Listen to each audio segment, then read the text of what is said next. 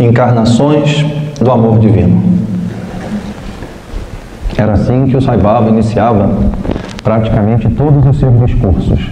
Encarnações do amor, Prema Swarupa.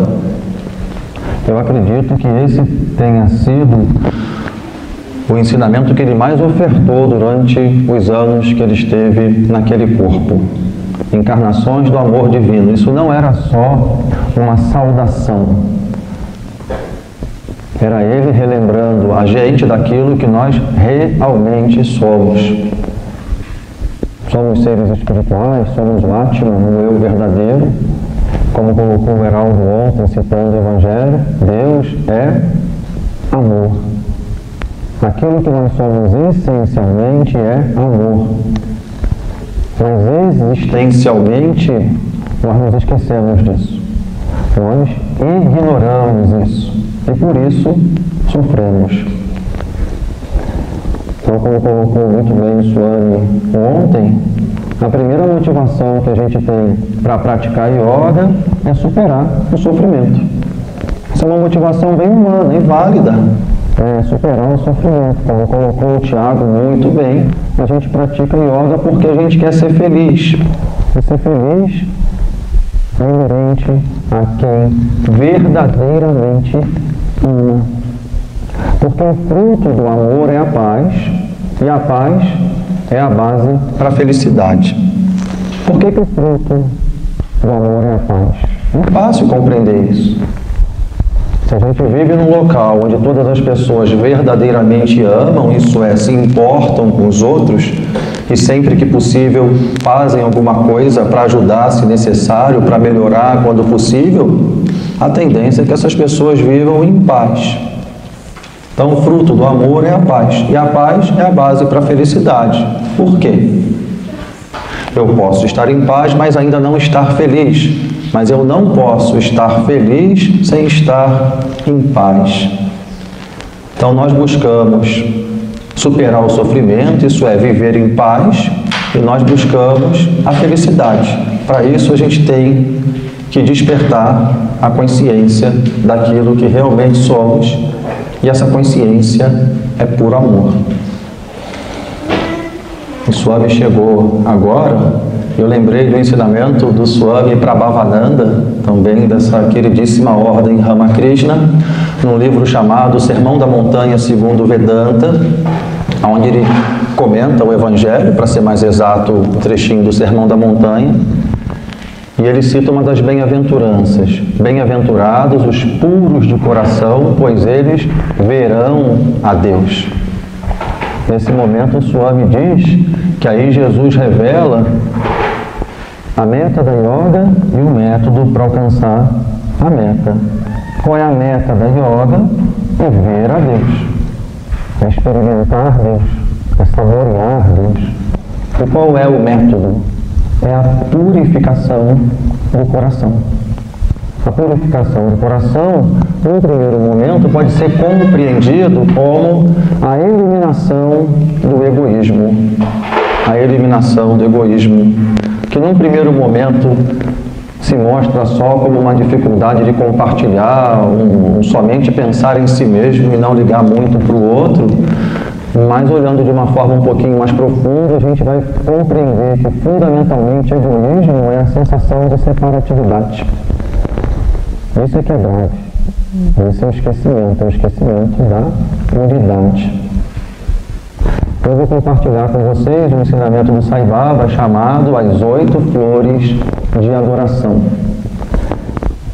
E quando a gente passa a oferecer para Deus essas 8 flores, a gente vai purificando o nosso coração. A gente vai abrindo o nosso coração. Outra maneira de falar sobre isso é abrir o coração, como se ele tivesse preso, trancado. Para isso o Sai Baba diz assim: imagina a sua mente como uma chave e o seu coração como um cadeado. A gente sabe que se a gente vira a chave para um lado, ela tranca.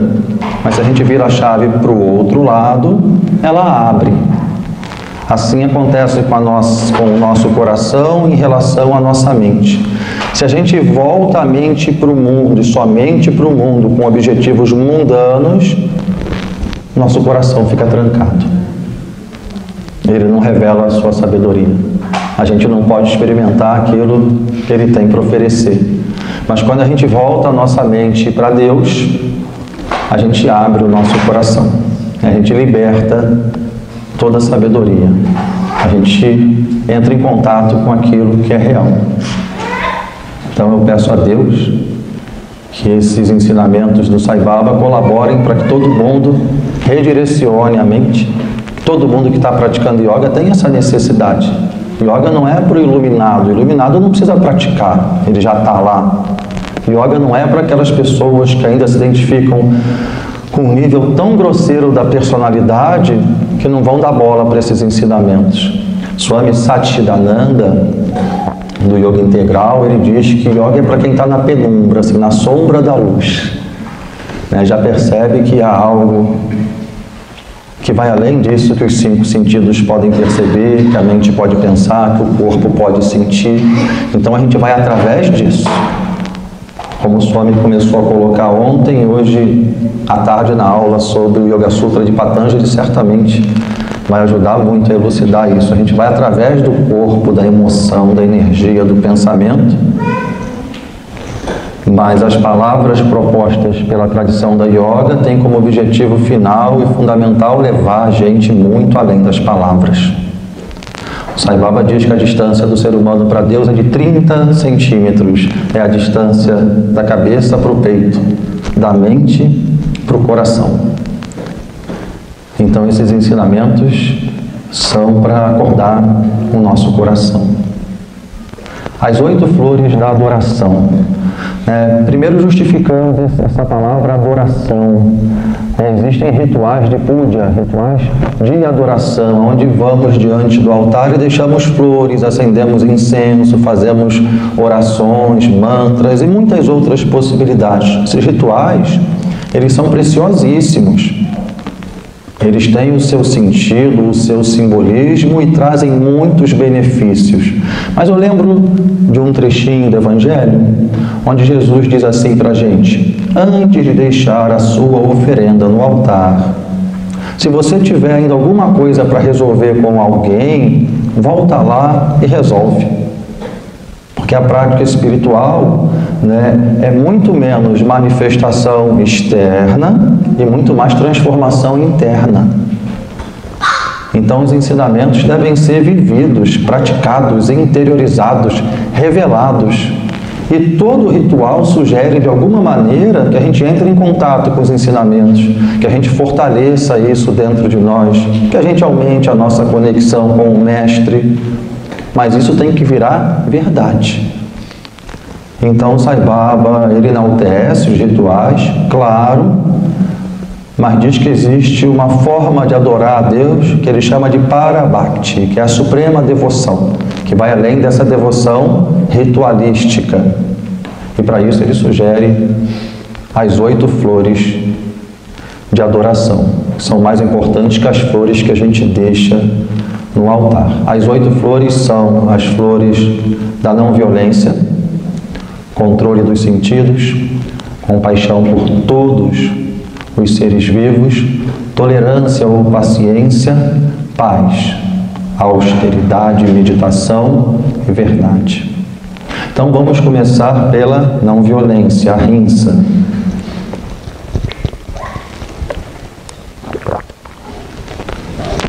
Quando a gente fala em praticar a não violência, a gente está falando em se abster de ser violento. E a gente vive hoje num momento tão turbulento nesse sentido, que a gente pensa logo em violência como uma ação física que pode machucar muito um outro corpo físico, que pode até levar a óbito, é claro, é um tipo de violência.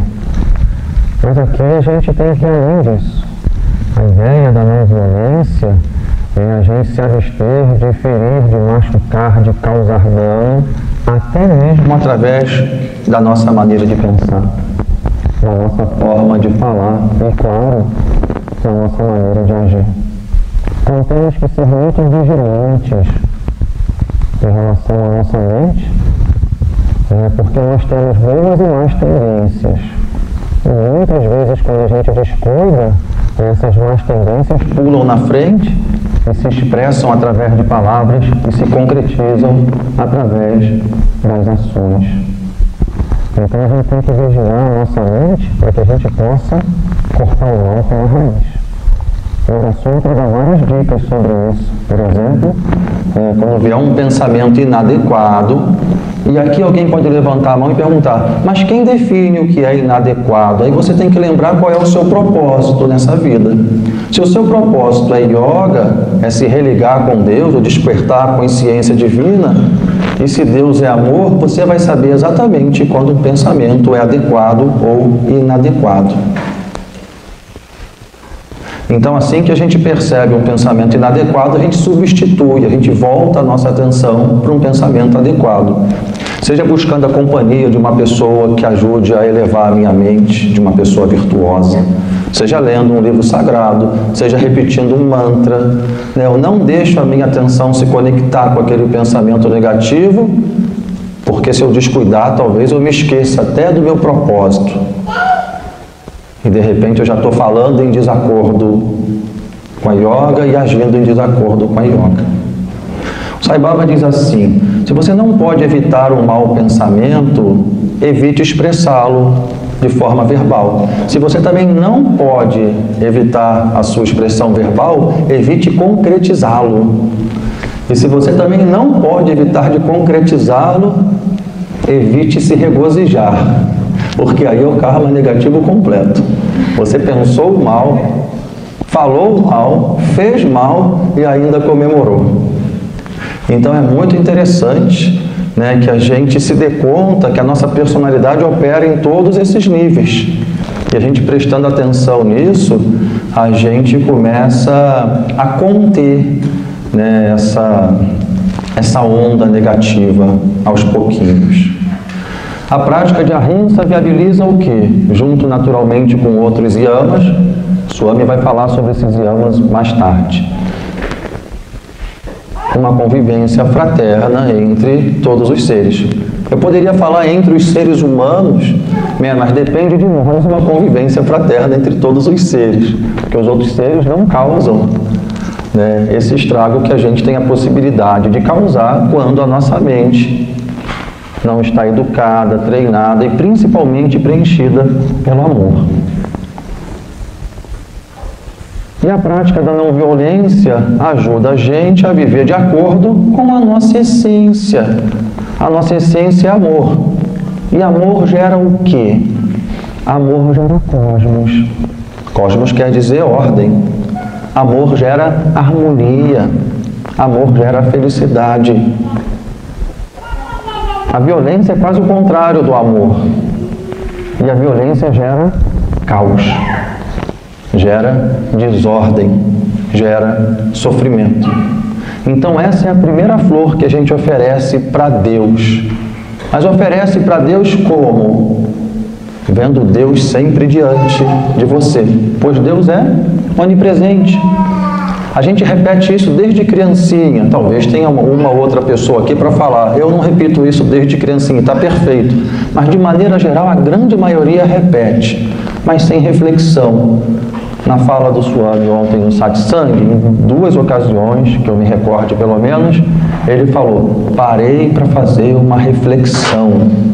Assim que eu percebi que eu estava subindo no templo de Tapato, eu parei para fazer uma reflexão. Isso é tão importante, gente. A gente parar para fazer reflexão. Então, se eu repito que Deus é onipresente e ao mesmo tempo digo Deus não está em mim, isso é uma grande contradição. Deus não está em qualquer um que esteja na minha frente, isso é uma grande contradição, porque se Ele é onipresente, Ele tem que estar em tudo. No nível mais profundo, Ele tem que ser tudo. Mas eu vejo tanto mal, eu vejo tanta coisa confusa. Lembra do ensinamento? Maya quer dizer essa confusão mental, essa visão deturpada. Maya quer dizer tomar o irreal por real. O problema não é de Deus, o problema é a nossa visão. Aqui eu lembro do queridíssimo professor Hermógenes, quando uma pessoa disse para ele, certamente Deus não existe, listou no mundo os motivos pelos quais Deus não poderia existir. E o Hermógenes olhou para essa pessoa e diz: realmente, Deus tem um problema, um único problema, e é sério, é grave. Ele não te consultou. Antes de criar isso tudo, ele não te consultou. Porque na mente dessa pessoa é como se ele soubesse de tudo que é necessário para o mundo ser perfeito. Mas a gente não se dá conta que a nossa maneira agora de olhar para o mundo, de compreender o mundo, de interpretar o mundo, de atribuir significado para o mundo é imperfeita. Então a yoga busca despertar em nós uma visão perfeita, uma visão clara, uma visão lúcida. E o primeiro passo para isso é a ahimsa, a prática da não violência. O Buda, em um dos seus ensinamentos iluminados, ele diz assim: quando o insensato sabe que é insensato, ao menos nisso ele é sábio. Esse ensinamento é maravilhoso. Porque quando a gente perceber em nós um traço de violência, de reatividade que possa vir a ferir, machucar, prejudicar o outro, a gente já pode deixar surgir junto: estou insensato. É melhor não tomar nenhuma decisão, é melhor não escolher nenhum caminho agora. Então o que fazer? Relaxar. Relaxar. Se acalmar, respirar. E quando a condição da nossa mente muda, certamente aquilo que a gente iria falar e fazer também muda. Essa é a primeira flor que a gente deve oferecer, a flor da não violência. A segunda flor é a flor do controle dos sentidos. É a flor do controle dos sentidos. Imaginem uma carruagem sendo levada por cavalos selvagens que correm na velocidade que eles querem correr, para onde eles querem correr. Tem segurança quem está dentro da carruagem? Não tem segurança. É a mesma coisa que acontece com a gente quando os nossos sentidos não estão sob controle. Eles vão a hora que eles querem, para onde eles querem, e eles causam muito prejuízo em todos os níveis. Desde problemas pequenininhos, a problemas para a saúde, a problemas para a nossa condição moral e para a nossa prática espiritual. 4 exemplos para isso. O primeiro exemplo não é bem assim que acontece, não, mas é parecido. Eu e a minha esposa andando pela rua Moreira César, em Icaraí, Niterói, com hora marcada. Isso é uma história que eu estou criando, tá, gente? Não aconteceu assim, não. De repente, para uma consulta médica, então a gente sabe que se não chegar na hora da consulta, talvez passe alguém na nossa frente, a gente tenha que entrar depois, e isso pode levar o dia inteiro. Nós dois trabalhamos, mas de repente os olhos dela grudam numa vitrine que tem uma bota linda. E eu falo: Juliana, mas a gente tem hora, já está em cima da hora. Mas os olhos grudam naquela vitrine e o compromisso fica para depois. Vai prejudicar, vai atrapalhar a agenda do médico. Aí quando eu consigo sair com ela, o meu nariz sente um cheiro de um salgado na lanchonete. Aí, não, peraí que eu preciso dar uma paradinha. Mas você já almoçou? Está bem alimentado? E é verdade, o corpo não precisa mais, ele está nutrido, mas surge uma vontade irresistível de ir ali comprar aquele salgado e ir comendo algo que talvez nem me faça bem. Esse é um exemplo simples, mas mostra como esses sentidos, controlando a nossa vida, podem trazer esses pequenos prejuízos. Agora, mais grave, imagina alguém que fez um exame, um médico de confiança, num laboratório de confiança, e vê a taxa de açúcar lá no alto. Aí o médico fala: olha, você tem que cortar o açúcar, ou diminuir radicalmente. Se você quer manter esse corpo saudável e vivo, isso é urgente, é a partir de agora. E a pessoa, quando volta para casa, vai abrir a geladeira para pegar água e se defronta com aquele pudim de leite do dia anterior. Quando aquilo é tocado pelo olfato, as glândulas salivares produzem o sabor, E a razão que diz assim: olha, para você preservar esse corpo vivo, para seguir a sua jornada nessa encarnação, que é algo tão precioso, você não pode mais.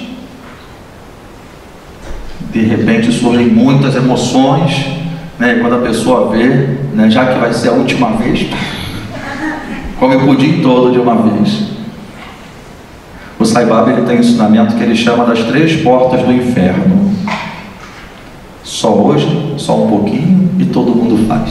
Quando isso surgir na sua mente, é uma furada, é uma boa dica, né? E os 5 sentidos fazem essa parceria com a mente. Quando eles estão com vontade de fazer alguma coisa que a consciência diz não é o melhor caminho, mas vai ser só hoje, só um pouquinho. Ou o que o querido professor Hermógenes chamava de normose, mas todo mundo faz.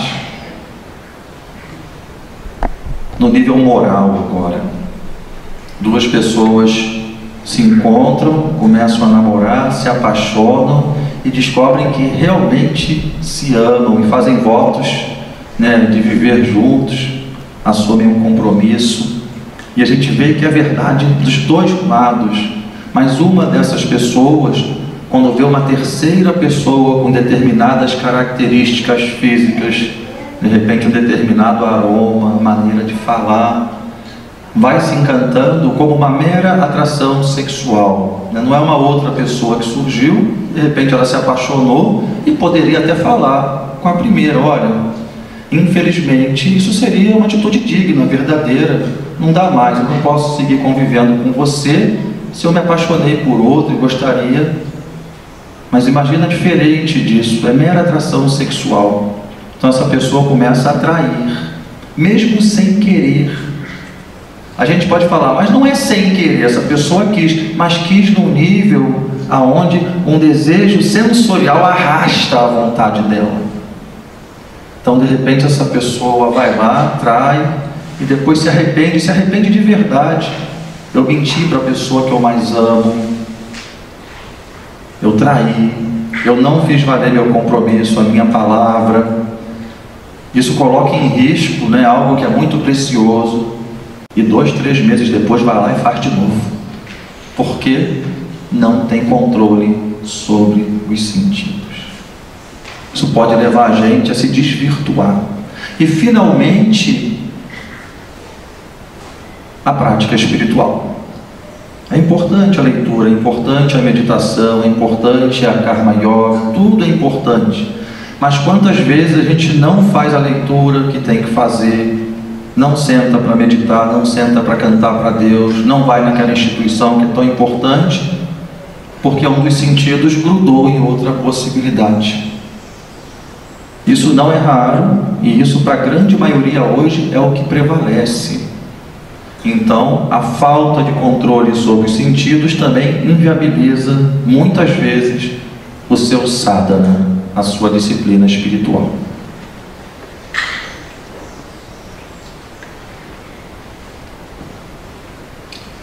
Swami deve falar sobre Pratyahara, né, Swami, mais tarde.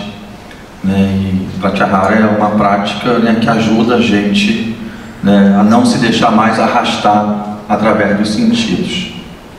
Terceira flor que a gente oferece para Deus é a flor da compaixão por todos os seres vivos. O Sai Baba diz que essa é a mais importante, a flor da compaixão por todos os seres vivos.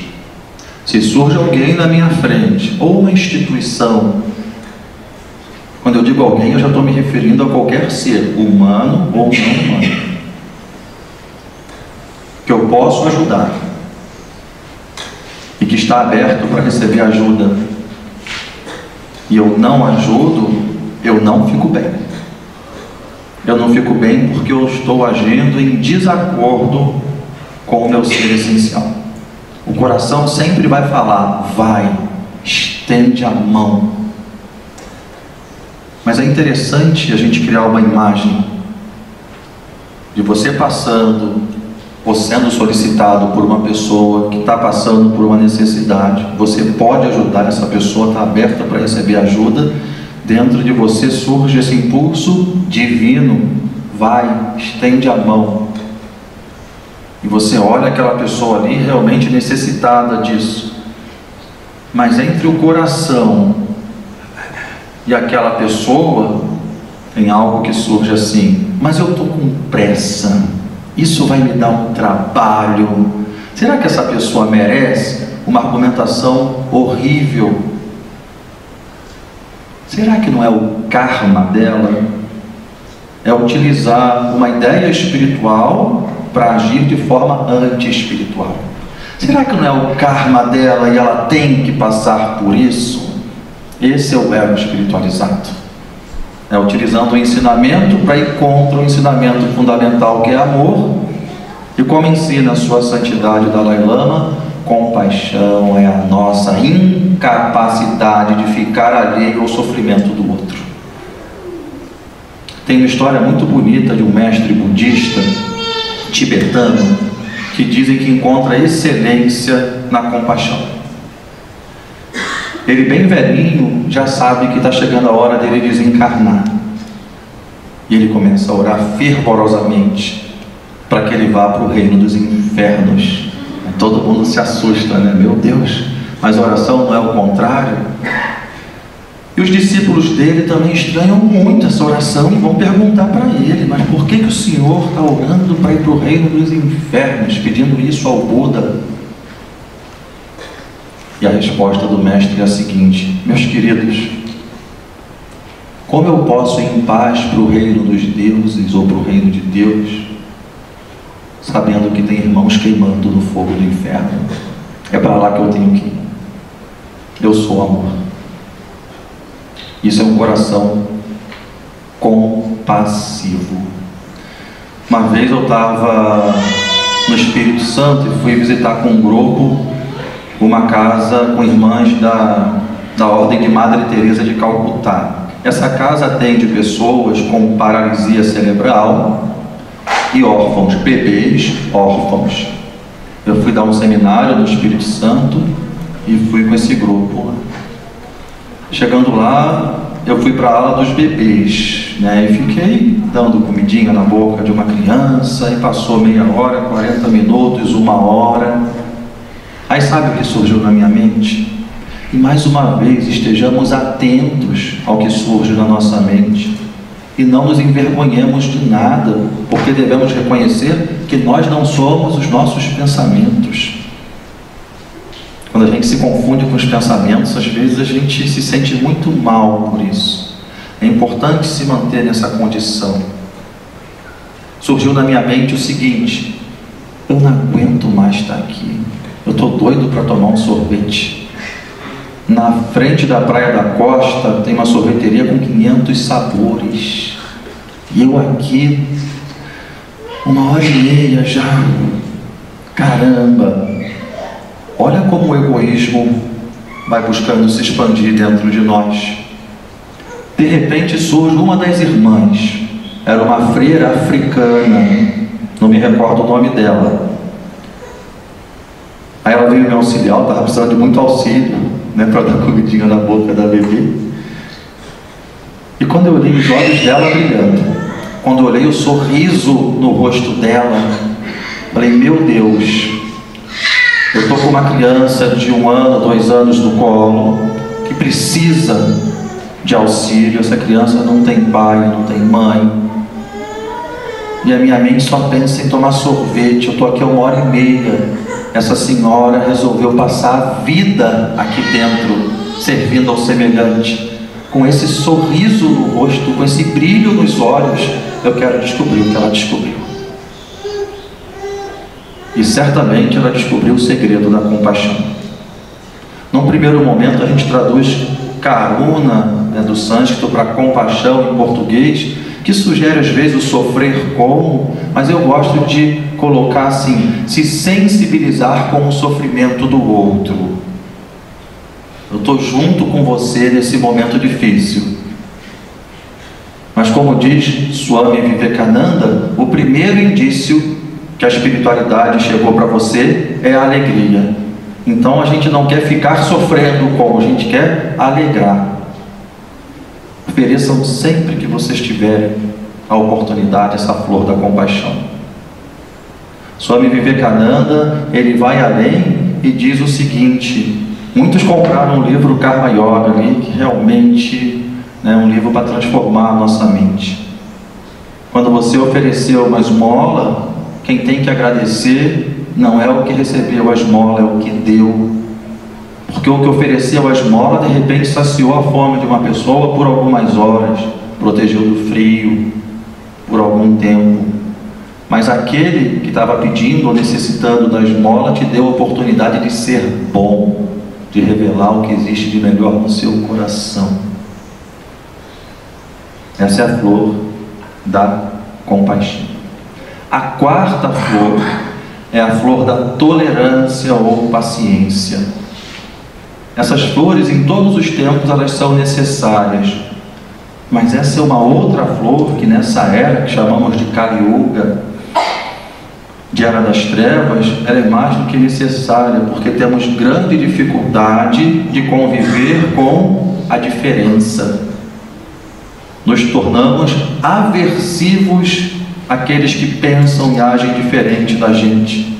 Muitas vezes isso inclusive vai levar à falta de compaixão, vai levar à violência, vai levar ao descontrole dos sentidos.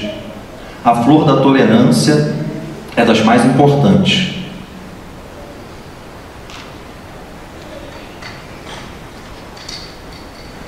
No Evangelho, Jesus dá um ensinamento que chamamos da regra de ouro. Faça aos outros o mesmo que você deseja que os outros façam a você. Todos nós certamente gostamos de ser aceitos, respeitados.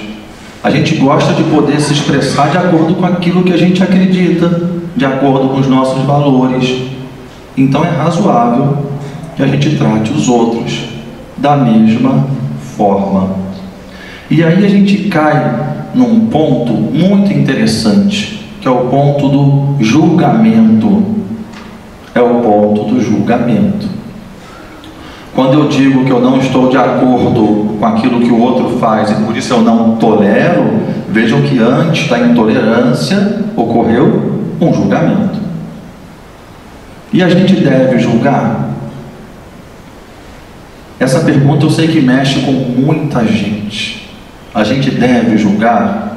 Muitas pessoas vão dizer assim: é impossível não julgar, e julgar é necessário. Mas tem um segredo que é sutil. A gente deve julgar. Aí muita gente já fez assim: nossa, e aquela história de não julgue e não será julgado. A gente não deve julgar o outro. O que a gente deve julgar é o que é melhor para a gente. E essa sutileza é o grande desafio. Existem hábitos, existem costumes que eu devo julgar se são bons ou maus para a minha caminhada. Isso eu devo julgar. Mas eu não devo julgar o outro, mesmo quando ele adota esses hábitos, esses costumes. Porque da mesma maneira que eu estou elegendo aqueles que são melhores para mim, ele está elegendo aqueles que são melhores para ele. Dessa maneira, eu compreendo, se o outro pensa diferente, age diferente, esse é o caminho que ele escolheu. Eu não devo odiá-lo, às vezes nem mesmo evitá-lo. Eu só devo ter a firmeza de seguir o meu caminho de acordo com os meus valores, daquilo que eu julguei que é melhor para mim. E nessa hora a gente está entrando num ponto onde o Sai Baba diz assim: nós devemos abominar o pecado, mas amar todos os pecadores. Então a gente julga aquilo que é melhor para a gente e age de acordo com isso. Se alguém age em desacordo, isso quer dizer que eu não aprovo a maneira que a pessoa age, mas eu continuo olhando para essa pessoa com o mesmo amor, com a mesma compaixão, com a mesma abertura de sempre. Jesus, momentos antes da crucificação, Sendo humilhado, sendo espancado, ele diz: Pai, perdoa-os, eles não sabem o que fazem. Aquilo que eles fazem, Jesus condena, mas Jesus não condena a pessoa, porque todos nós temos o mesmo objetivo aqui: ser feliz. Toda ação humana tem essa motivação por trás. Tem pessoas que escolhem um caminho sem que elas percebam que está em desacordo com isso, que não vão levá-las à verdadeira felicidade. Felicidade verdadeira é união com Deus. Eu vou falar sobre isso na 7ª flor, que é a flor da verdade. E pecado, essa é uma definição do Sai Baba, é tudo aquilo que te afasta de Deus. Pecado, etimologicamente, quer dizer errar o alvo. E o alvo da encarnação humana é o despertar da consciência divina. Então é muito importante que a gente não erre esse alvo sendo intolerante. Porque a intolerância divide, afasta. Junto com ela vai vir muita carga negativa. Então é importante a gente despertar essa sensibilidade em relação ao outro, que quando a gente pratica a tolerância e a paz, já a gente não vai descobrir, já a gente vai descobrir que não é o outro, não é o outro, não tem outro, só existe um, tomando todas essas formas. Então, indo nessa direção, a gente fala sobre a 5ª flor. A 5ª flor é a flor da paz.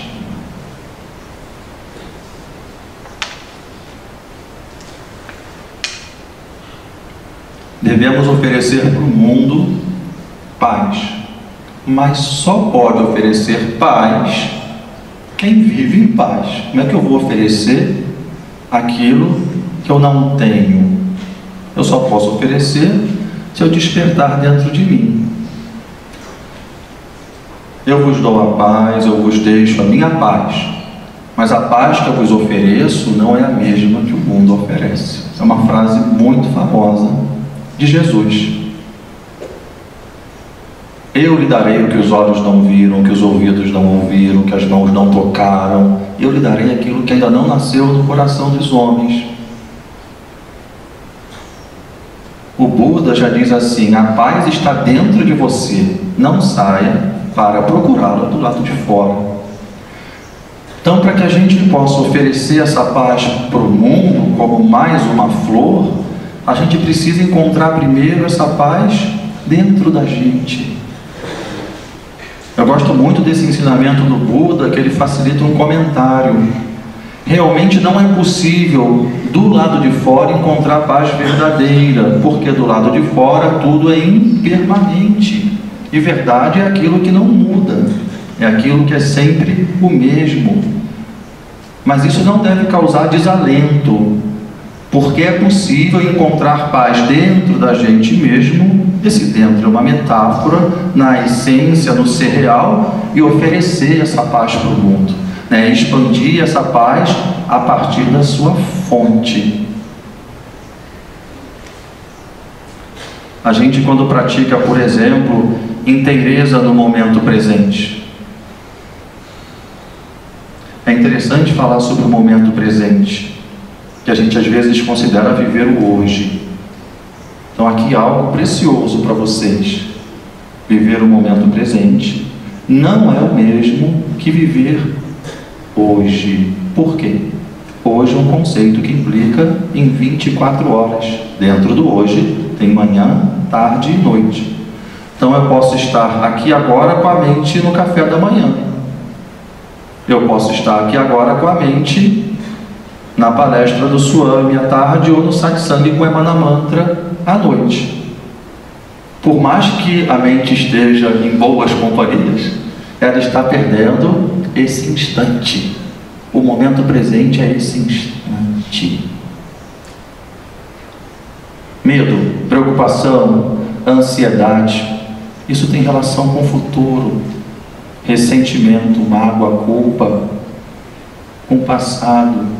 esse instante, esse exato instante, sempre nos oferece paz. Então essa é a quinta flor, a flor da paz, que no momento presente, desenvolvendo a capacidade de se interiorizar, a gente desperte essa consciência de paz, de calma, de tranquilidade. Primeiro passo para poder dar o segundo, e nos tornemos pacificadores. Mais uma vez citando esse texto tão precioso que é o Sermão da Montanha, que inicia pelas bem-aventuranças: bem-aventurados os pacificadores, pois eles serão chamados os filhos de Deus. No momento nos sentimos como filhos de Deus, no nível existencial. Somos filhos daquele que criou isso tudo. Que sejamos pacificadores. Dessa forma estaremos vivendo de acordo com imagem e semelhança. Seremos imagem e semelhança de Deus, para mais adiante podermos afirmar como Jesus afirmou: eu e o Pai somos um. Mas primeiro, esse caminho. Desperta a paz em você, compartilha a paz com o mundo. Então nós vamos para a sexta flor, a flor da austeridade. Eu acredito que a palavra, eu li esse texto já direto em português, mas eu acredito que a palavra seja tapas, sobre a qual eu acredito que o Swami fale também mais tarde.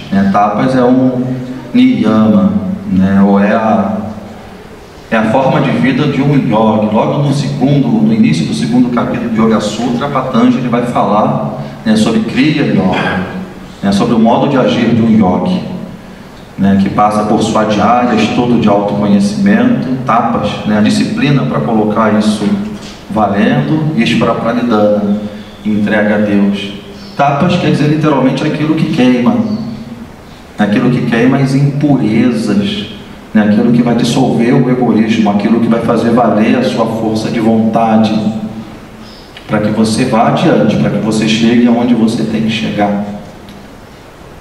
A austeridade. O Sai Baba, dentro desse ensinamento, as 8 flores da adoração, coloca como a maior austeridade a coerência de pensamento, palavra e ação. A gente deve buscar preencher a nossa mente com pensamentos nobres, com pensamentos espirituais, com pensamentos que digam respeito à bondade, à verdadeira caridade, à compaixão, à amizade genuína. Falar de acordo com eles e agir de acordo com a nossa fala. E a gente sabe que isso não é fácil. Não é fácil em função de aspectos da nossa personalidade ainda não purificados. Mais tendências, é sobre isso que eu estou falando. Temos mais tendências. E muitas vezes elas lutam para que as boas tendências não prevaleçam. Mas, se você é um praticante, você deve saber que muito mais importante do que a prática da Hatha Yoga, da meditação, dos cantos devocionais, a sua frequência na instituição tal, muito mais importante que isso é a maneira como você se comporta quando sai desse contexto. Satsang não é só o momento que a gente se une para vivenciar esse retiro. Tem uma hora que a gente tem que transformar a nossa vida num satsang. Tem uma hora que a gente tem que compreender que a nossa sanga vai além do centro espírita, do grupo Hermógenes de Yoga, da sociedade Ramakrishna. Eu tenho que olhar para a humanidade como a minha sanga.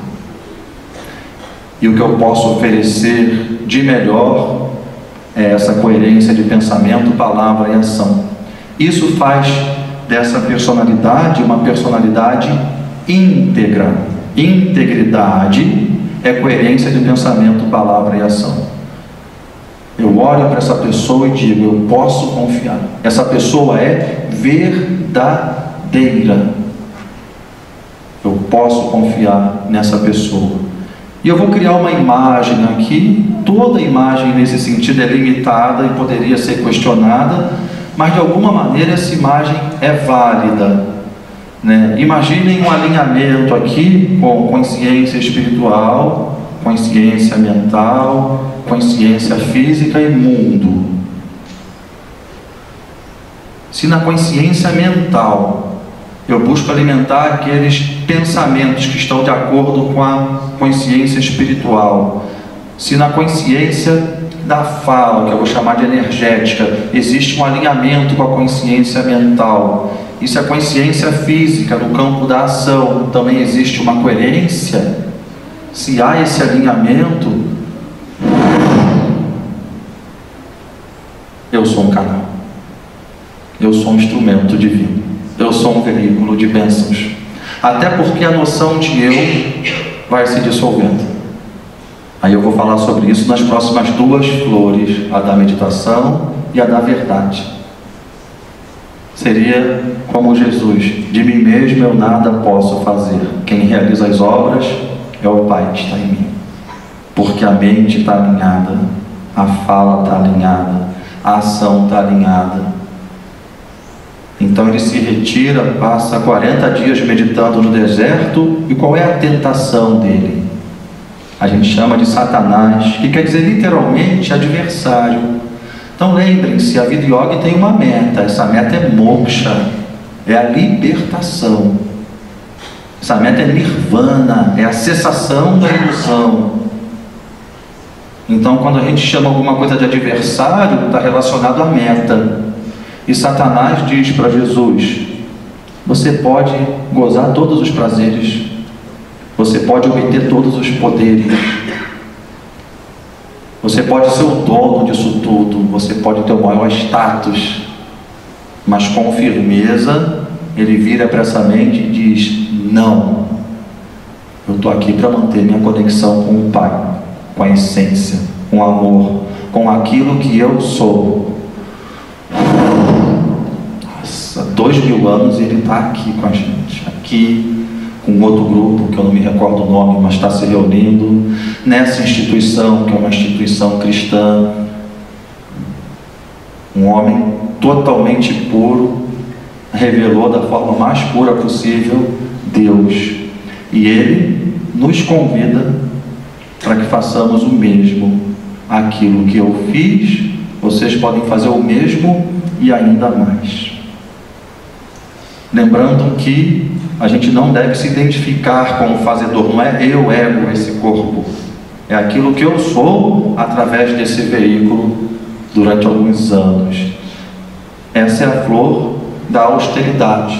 A palavra também utilizada para essa flor é sacrifício, a flor do sacrifício, palavra que na nossa cultura ganhou uma conotação de pesar, de sofrimento, mas é uma das palavras mais belas. Sacrifício, do latim sacro ofício, uma ação que vem do sagrado.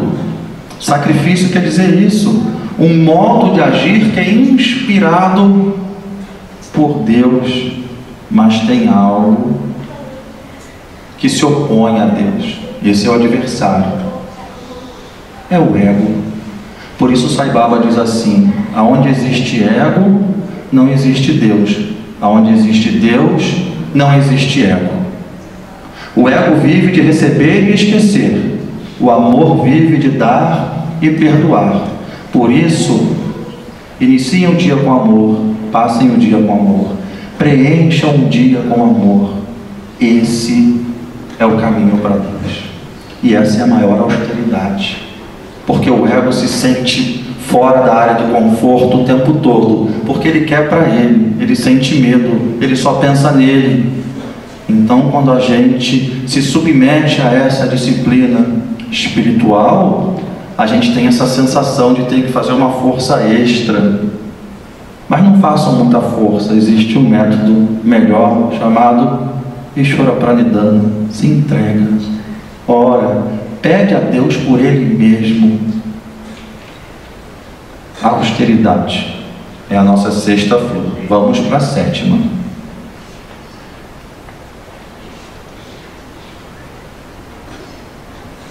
A palavra palavra sabedoria vem da mesma raiz do verbo saborear. Uma das palavras que a gente na yoga utiliza para sabedoria é gnana. Gnana é yoga da sabedoria, como foi esplendidamente passado para a gente ontem pelo Swami. Mas quem é o sábio? O sábio não é aquele que fala sobre Deus repetindo o que ele leu nas Escrituras. O sábio é aquele que saboreia Deus. O sábio é aquele que saboreia, que experimenta Deus. Não é aquele que define Deus a partir de algumas ideias. Para que isso fique bem compreendido, um exemplo do Thich Nhat Hanh, que foi citado ontem aqui pelo Tiago. Ele se dirigiu aos alunos da seguinte forma: eu posso falar para vocês que laranja faz muito bem para a saúde? Sim, o senhor pode. Posso falar para vocês aonde encontrar laranja, seja para comprar, seja para tirar do pé?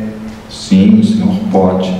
Chegando lá, eu posso ensinar vocês a lavar e a descascar a laranja? Sim, o senhor pode fazer isso, claro. Eu posso ensinar vocês qual é a melhor maneira de mastigar uma laranja? Sim. E os discípulos já não sabiam bem onde ele queria chegar, mas aí ele chega. Eu posso dizer para vocês, de maneira que vocês saibam exatamente qual é o gosto da laranja?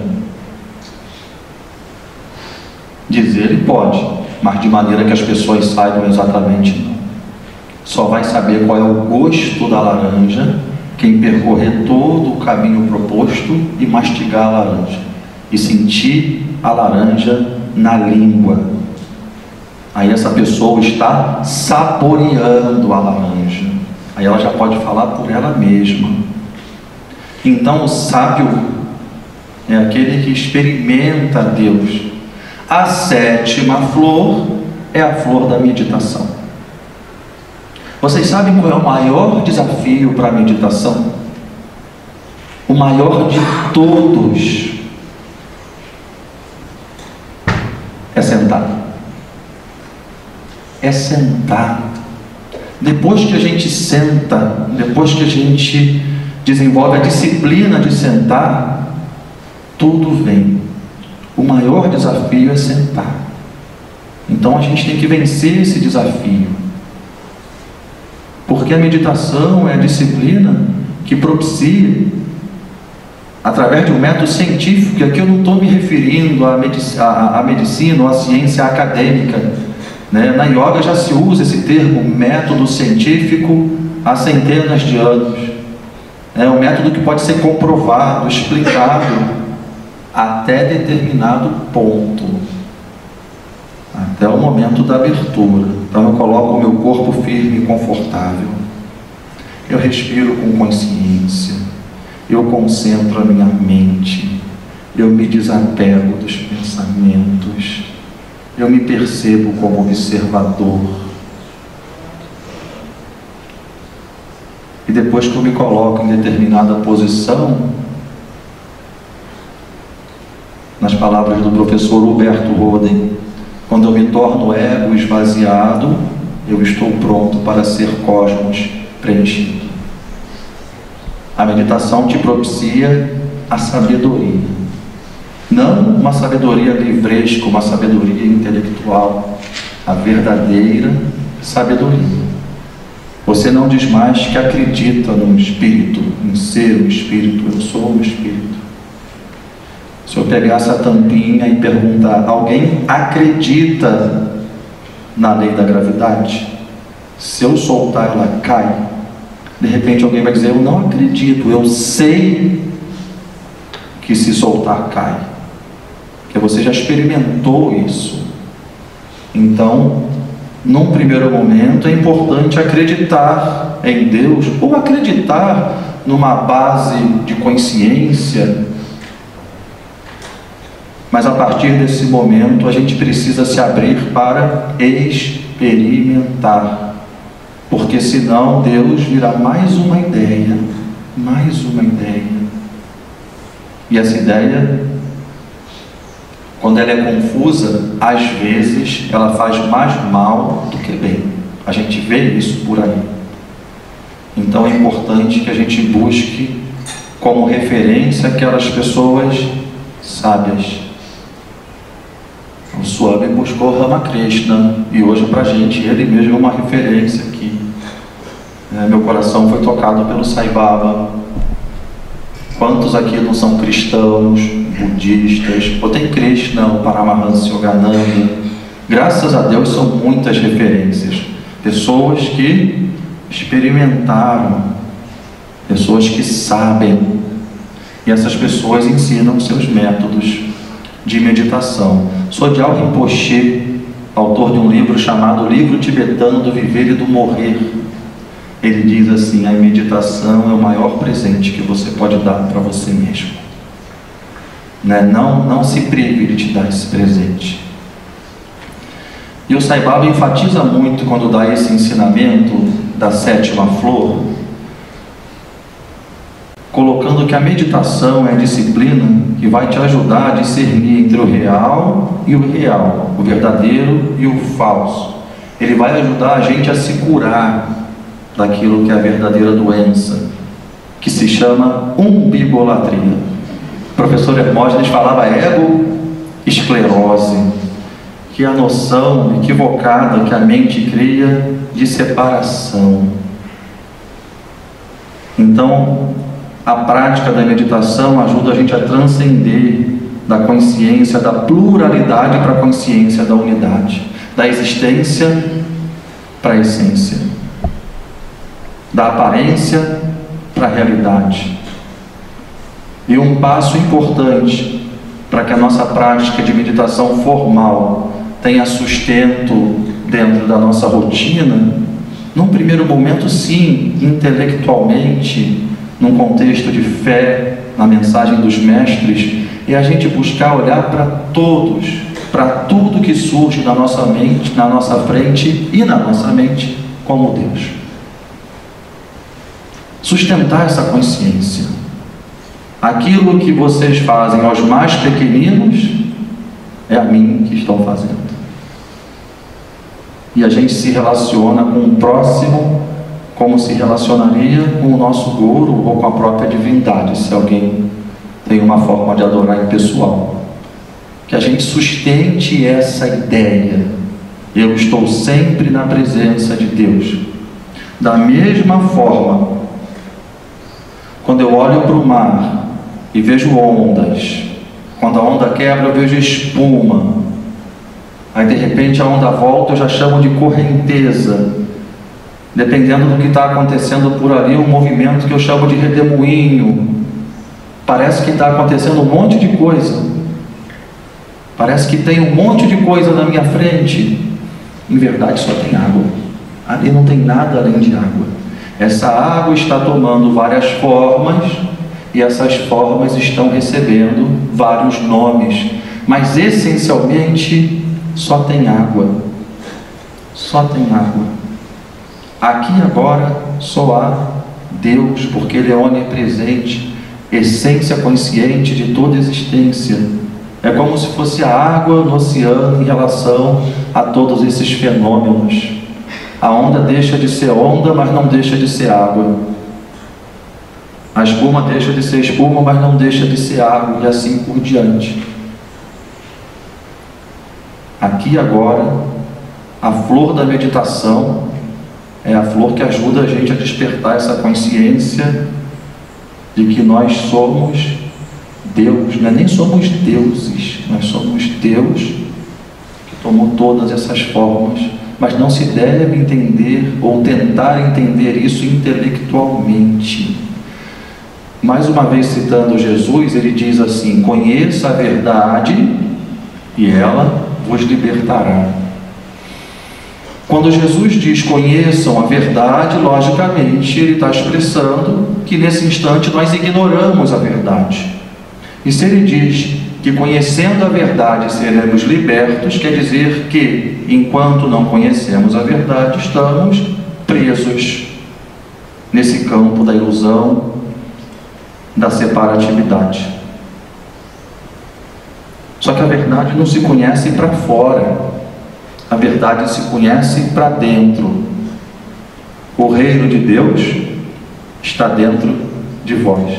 Ele não vem com observâncias, não se pode falar sobre ele, não se pode dizer ele aqui, ele acolá, não tem localização espacial. O reino de Deus está dentro de vós, e dentro quer dizer essência, quer dizer o real, a base para todas essas formas. O melhor auxílio que a gente pode dar para esse mundo é despertar essa consciência, como despertou Shri Ramakrishna, Swami Vivekananda, Jesus, o Cristo, o Buda, e passam a ser o auxílio verdadeiro, que é o auxílio espiritual. Claro que antes, nosso querido Betinho, tem o Betinho querido aqui, que de vez em quando organiza eventos, mas estou me referindo ao Betinho, sociólogo, que dizia: quem tem fome tem pressa. Então, se tem um faminto na minha frente, eu não devo oferecer um ensinamento espiritual para ele, eu tenho que alimentar essa pessoa. Depois que eu alimento, eu ajudo essa pessoa a poder prover o seu próprio alimento. Aí já seria uma ajuda no nível intelectual, mas a maior ajuda que a gente pode dar é a ajuda no nível espiritual, porque antes disso o sofrimento é sempre inevitável. A felicidade vai acontecer sempre no intervalo entre duas tristezas. Isso é samsara.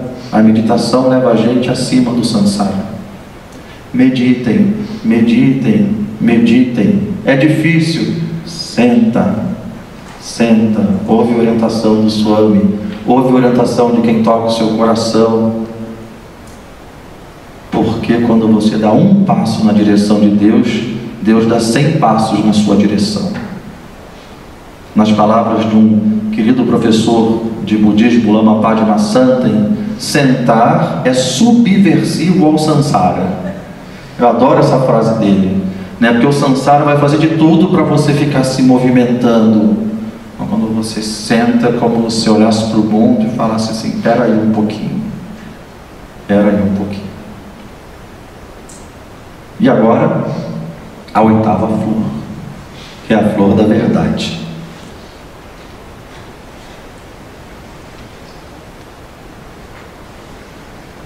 Eu vou falar sobre essa flor contando uma história, uma história inspirada num verso do Bhagavad Gita.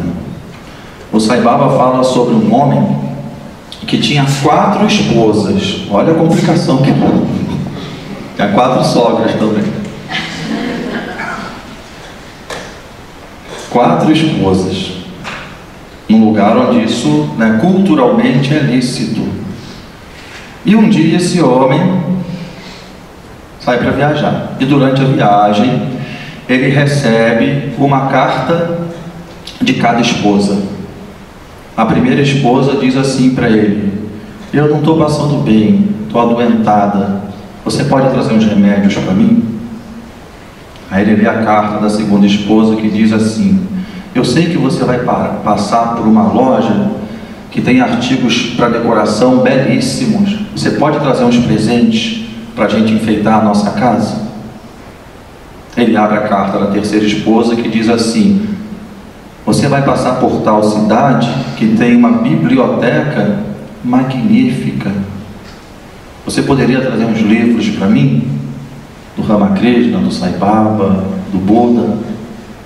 E a 4ª esposa escreve assim para ele: meu amor, se cuida, fica bem, volta logo, eu estou com muita saudade.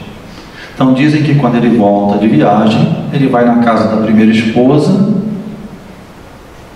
e entrega os remédios. Na casa da segunda esposa, entrega os presentes. Na casa da terceira esposa, ele entrega os livros. Vai para a casa da 4ª esposa e fica por lá. As outras 3 acham que isso é injusto e vão conversar com ele. E ele responde: eu estou dando para cada uma aquilo que me foi pedido. Daí, a gente deve prestar muita atenção com como a gente se relaciona com Deus. O que a gente pede para Deus? O que a gente espera de Deus? Pessoas muito identificadas com a dimensão física, que é muito frágil, muito vulnerável, muitas vezes se relacionam com Deus, buscando evitar uma doença, deixar esse corpo mais bonito. Quem sou eu para falar o que é certo e o que é errado nesse sentido? Mas posso falar que se a pessoa está estacionada nisso, que se relaciona com Deus somente para isso, está se relacionando de uma maneira muito limitada. Sai Baba uma vez falou assim para milhares de pessoas, milhares mesmo. Era o aniversário dele, em Prashant Nilayana, o ashram dele, e quando ele chega diante daquelas 100 mil, 200 mil pessoas, ele pergunta assim: cadê meus devotos? Cadê meus devotos? E se assustam, Tem 100 mil pessoas na sua frente. Aí ele diz: meus devotos eu conto nos dedos das mãos, que são aqueles que buscam por ele, e muitos ali buscavam objetivos muito limitados. Então ele dizia assim: eu tenho tanto para oferecer para vocês, e vocês me pedem tão pouco. Mas esse pouco é a saúde, é a vitalidade para o corpo. Ou então pessoas que se identificam mais com o nível emocional, beleza, diversão. Pessoas que se identificam com o nível intelectual, é a terceira esposa, conhecimento, mais conhecimento, mais conhecimento. Krishna sugere isso no Bhagavad Gita, o Sai Baba insiste com a gente: peçam a Deus pelo próprio Deus. Essa é a quarta esposa. Que na nossa oração a gente se abra para a grande revelação, para a verdade que liberta. Porque nos outros níveis estamos presos na ilusão. E não adianta querer tornar essa ilusão boa, porque ela não fica boa. Esse campo de ilusão é uma alternância entre bons e maus momentos. É a natureza de Maya. Oferecer a flor da verdade é você dedicar a sua vida em busca dessa verdade. O Tiago me presenteou, não sei nem se você sabe o valor disso para mim, Tiago, com um texto do professor Hermógenes sobre os 4 Purusharthas, os 4 objetivos da vida humana. Um texto que o Tiago encontrou lá na casa do avô, datilografado. Eu tenho até dificuldade de falar isso, assim, datilografado. Corrigido com liquid paper, com umas anotaçõezinhas. Que texto magnífico sobre os 4 objetivos da vida humana. E em determinado momento dentro do texto, ele escreve, acredito eu, como ele era um mestre para usar as palavras, num tom de brincadeira, de pegadinha, mas como aquilo faz sentido e tem a relação com essa 8ª flor, a flor da verdade. Esse texto diz que todos vocês aqui e agora devem se converter. Aí deixa eu quebrar esse silêncio antes que alguém levante e vá embora. Devem se converter. Ele diz que todo praticante de yoga deve se converter. Aí a gente pensa assim: mas se converter em quê? Em que igreja? Em que tradição? Aí ele elucida. O que significa conversão? Se converter significa se verter para dentro, se voltar para o centro. Não seria nem possível se converter em alguma coisa do lado de fora. Olha como essa palavra mal compreendida gerou tanta confusão. Então todos nós devemos abrir mão da diversão mundana, e essa é a 8ª flor, e buscar a conversão, buscar a verdade dentro da gente mesmo, buscar o reino de Deus que está dentro de nós. E o que significa diversão mundana? Se diverter, se dividir, se voltar para fora, se perder de si mesmo, se perder de si mesmo. Então, a 8ª flor, sugere E esse compromisso que a gente assume com a gente mesmo, eu vou aproveitar essa encarnação humana, vou aproveitar esse tempo nessa forma, para me relembrar de quem eu verdadeiramente sou. Dizem que a nossa filosofia surge daquelas perguntinhas: quem sou eu? Da onde eu vim? Para onde eu vou? Quem faz essas perguntas? É quem está perdido. Só pergunta de onde eu vim, para onde eu vou, quem está perdido. Mas existe algo muito valioso em reconhecer que se está perdido. Porque você só pode começar a voltar para casa quando você reconhece, como disse o Buda, considere esse mundo uma ponte, atravesse-a, mas não construa a sua casa sobre ela. Vai buscar aquele que é o seu lugar, volta para casa. Na oração Mapadeva que a gente cantou: ó Mãe e Pai divinos, gratidão por ensinarem o caminho de volta para casa. Que eu dê cada passo com atenção, amor e alegria. E que meu único pensamento seja estar com vocês agora. Esse que meu único pensamento seja estar com vocês agora, não significa estar fora do aqui e do agora. Significa aqui e agora, inteiro no momento presente, nesse instante, ver absolutamente tudo e todos como manifestações divinas. Manifestações do amor de Deus. É isso que nós somos. Manifestações do amor de Deus, da sabedoria universal. Quando a gente olha para o sol e vê o sol brilhando e se pergunta: por que o sol brilha? A gente descobre que ele brilhando oferece para a gente luz, calor, vida, beleza. Quando a gente olha para um rio correndo e a gente se pergunta: por que esse rio corre? Esse rio correndo se oferece de morada para uma quantidade enorme de outros seres. Pode saciar a nossa sede, é fundamental para a higiene, viabiliza a vida em toda a floresta, em verdade em todo o planeta. Aí na floresta eu vejo uma árvore crescendo e me pergunto: para que essa árvore cresce? Essa árvore nos oferece flores, frutas, sombra, oxigênio. Essa árvore se oferece para se transformar na nossa casa. Ela serve de casa para outros seres. Enfim, quando eu olho para todo o universo, eu vejo a onipresença de Deus. Porque tudo no universo é altruísta. Absolutamente nada nessa existência existe para si mesmo. Nada nessa existência age em benefício próprio. Tudo que existe, existe para o outro. E quando a gente existe para o outro, a gente é chamado de altruísta. E o que está por trás do altruísmo? O amor. Prema-swarupas, encarnações do amor divino. É isso que nós somos. E com a graça de Deus, pelas bênçãos de Shiva, fomos presenteados nessa condição humana pela yoga, que nos ajuda a despertar essa consciência. Gratidão.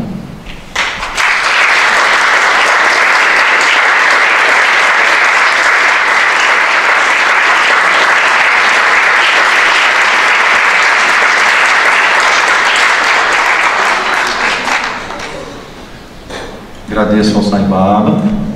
Vou passar a palavra. Agradeço muito o carinho, o amor de vocês, a atenção de vocês.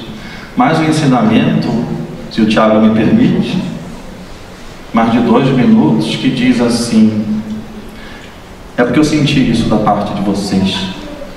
Quem realmente ama, presta atenção. Quem realmente presta atenção, ama. Amor e atenção são 2 faces de uma mesma moeda. E essa é a riqueza de Deus.